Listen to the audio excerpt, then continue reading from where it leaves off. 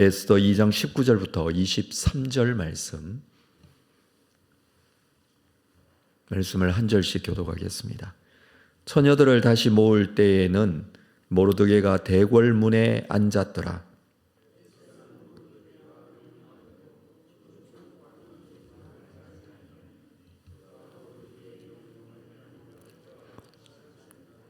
모르드게가 대궐문에 앉았을 때에 문을 지키던 왕의 내시 믹단과 테레스 두 사람이 원한을 품고 아수에로 왕을 암살하려는 음모를 꾸미는 것을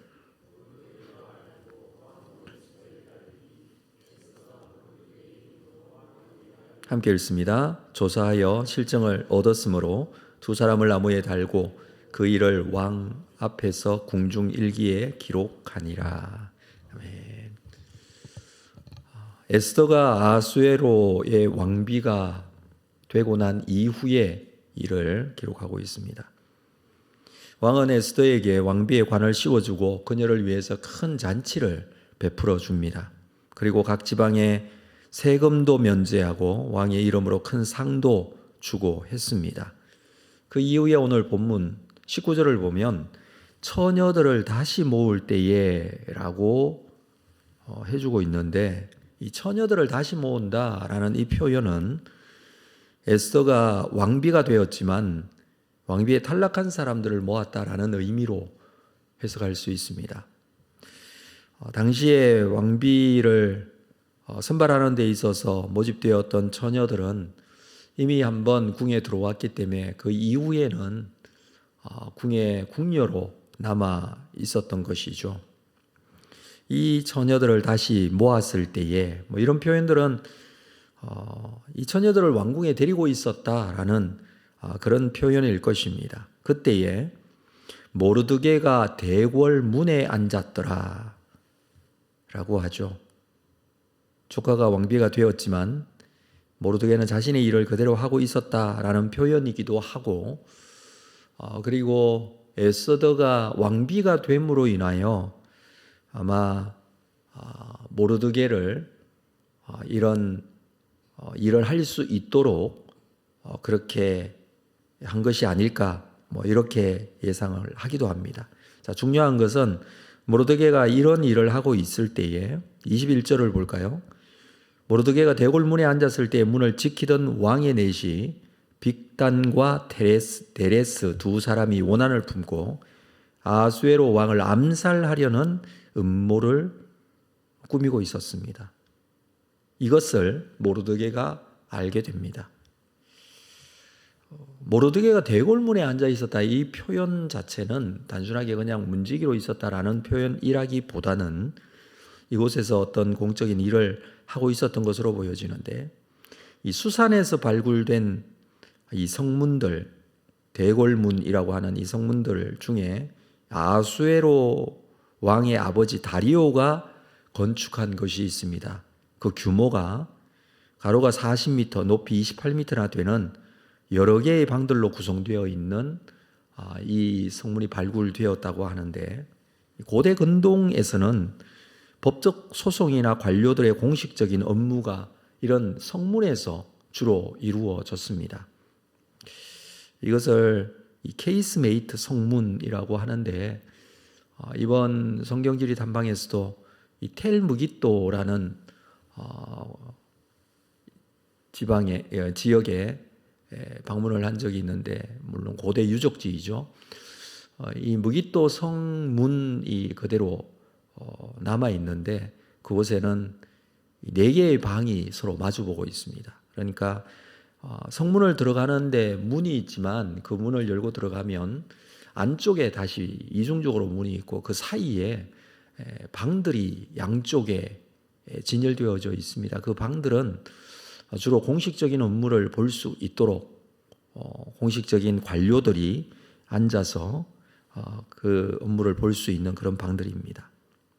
이런 방들이 주로 고대 성문의 전형적인 모습인데, 이 방에서 관료들의 중요 업무들이 계속 이루어지고 있었고, 이 모르드게가 이런 일을 하고 있었던 것으로 보여집니다. 그래서 성문에 이 대궐문에 앉아 있었다라고 표현을 하고 있죠. 이것은 업무를 보고 있는 그런 모습인데, 그때에 넷이 믹단과 데레스 두 사람, 이 두 사람도 함께 일을 보고 있었던지 아니면 모르드게가 일을 하고 있는 이 상황에서 이 사람들의 얘기를 아마 듣게 된 것으로 그렇게 여겨지는데,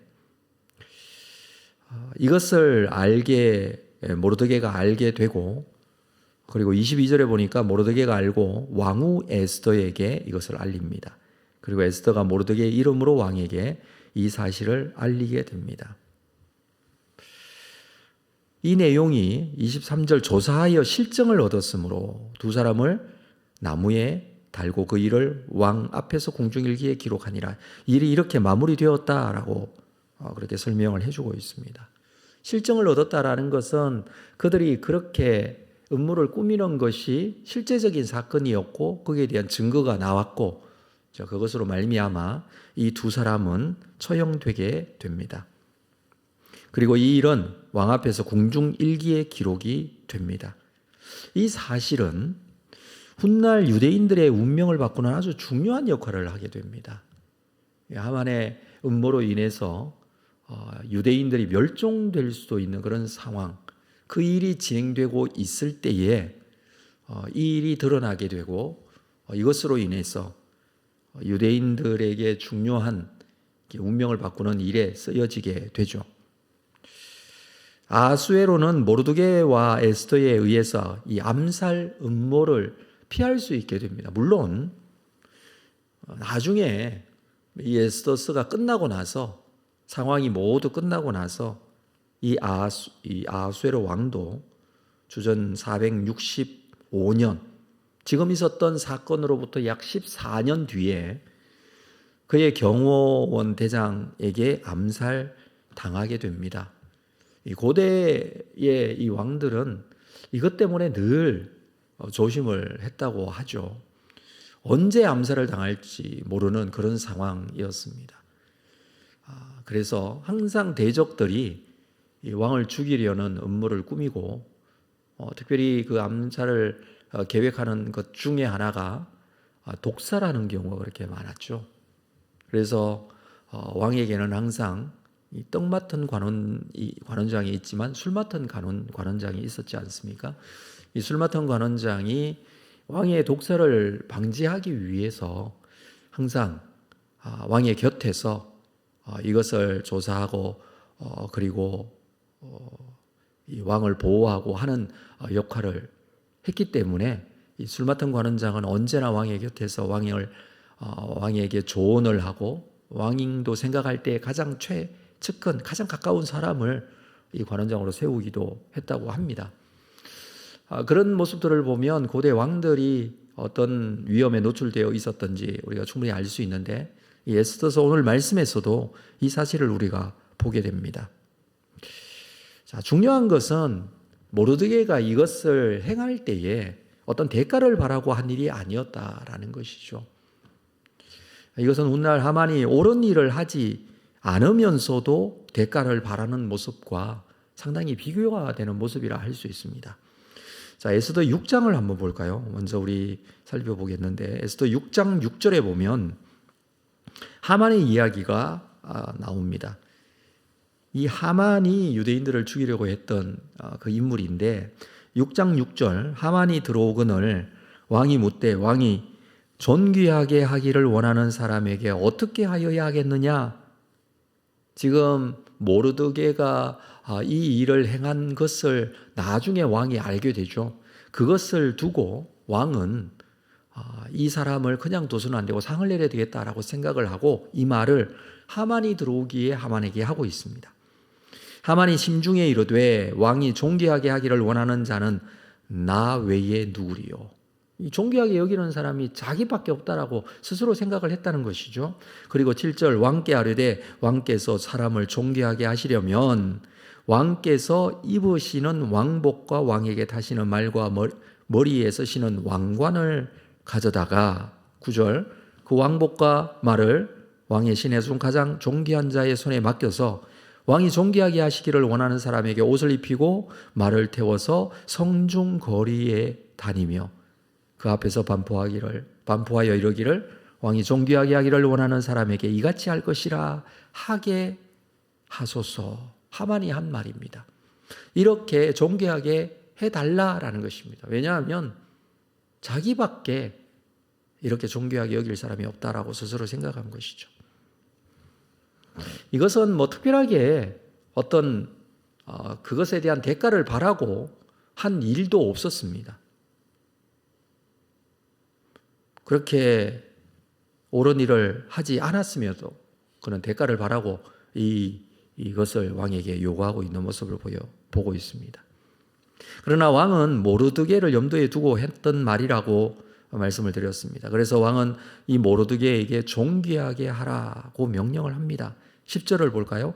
6장 10절 이에 왕이 하만에게 이르되 너는 네 말대로 속히 왕복과 말을 가져다가 되골 문에 앉은 유다 사람 모르드게에게 행하되 무릇 내가 말한 것에서 조금도 빠짐이 없게 하라. 그래서 하만이 이 모르드게에게 이렇게 존귀하게 하게 할 수밖에 없는 일이 벌어지게 되죠. 자, 중요한 것은 지금 이 일이 있었던 이 상황, 이때 모르드게는 어떤 대가를 바라고 이 일을 했던 것이 아니라 왕을 죽이려는 음모를 왕에게 당연히 알려야 된다고 생각하고 했던 것이죠. 그래서 사실은 그 일을 하고 난 이후에는 어떠한 대가도 없었습니다. 왕은 이 살인의 음모에서 벗어나게 되지만 이것에 대한 대가는 전혀 없었죠. 하나님의 백성으로서 우리가 세상을 살아갈 때에 이런 상황들이 많이 일어날 수 있습니다. 어떤 일순간에 주어지는 대가를 바라보고 이러한 일들을 하는 사람이 아니라는 사실을 우리 스스로 기억을 해야 합니다. 하나님의 백성으로서의 삶을 사는 것이죠. 대가를 바라지 않고 선을 행하는 사람이 바로 이 세상에 빛과 소금의 역할을 감당할 수 있는 것입니다. 주님께서 그렇게 말씀하셨죠. 너희는 세상의 빛과 소금이라고 했습니다. 어차피 세상은 어두운 세상이고 세상은 썩어져 가는 세상입니다. 그래서 그 역할이 빛과 소금이라는 말씀을 주님께서 하신 것이죠. 죄인된 인간들이 살아가는 이 세상 속에서는 어두운 세상입니다. 너희가 빛이 되어라라는 것은 어떤 대가를 바라고 일을 하거나 옳은 일을 함에 있어서 어떤 죄인된 모습으로 그것을 대가를 생각하는 그런 모습은 아니라는 것이죠. 소금이 되어라라는 것은 이 세상 속에 썩어질 수밖에 없는 세상 속에 소금으로서의 역할을 감당해야 될 하나님의 백성이라는 사실을 말씀하시는 것입니다. 이런 신실한 믿음의 사람을 하나님께서는 반드시 기억하십니다. 세상은 기억하지 못하고 세상은 알지 못하지만 하나님께서는 반드시 기억하십니다. 그리고 때가 되면 하나님께서 높이시고 하나님께서 그것을 인정해 주십니다. 이 사실을 믿고 사는 사람이 하나님을 믿는 믿음의 사람입니다. 우리에게 믿음이 있다는 것은 세상을 향해서 또는 사람을 향해서 믿음을 가지는 것이 아니라 하나님에 대해서 믿음을 가지는 것이죠. 그래서 우리는 세상에서 옳은 일을 해야 되고 빛과 소금의 역할을 감당해야 합니다. 오늘 우리에게 주어지는 일상 속에서 믿음을 가지고 하나님의 사람으로 빛과 소금의 이러한 역할들을 감당하고 하나님께 영광이 될 뿐만 아니라 우리의 심령 가운데서도 하나님의 의를 행하는 믿음의 사람 다 될 수 있기를 주님의 이름으로 축복합니다. 기도하겠습니다. 하나님 아버지, 오늘도 하루를 시작하며 주님의 말씀을 함께 묵상합니다. 주신 말씀 다시 한번 붙듭니다. 때로는 사람들이 인정하지 않고 알아주지 않지만 그러나 하나님의 사람으로 의를 행하고 이 세상 가운데 빛과 소금이 되기를 원합니다. 주님, 우리에게 하나님의 의를 심어주시고 하나님의 의로움의 삶이 우리의 삶이 될 수 있도록 하나님 은혜를 베풀어 주시고 언제나 신실하게 주의 뜻을 이루어가는 하나님의 사람이 되어 하나님께서 인정하시고 하나님께서 함께 하시는 믿음의 사람으로 서나갈 수 있도록 인도하여 주옵소서. 예수님의 이름으로 기도합니다. 아멘.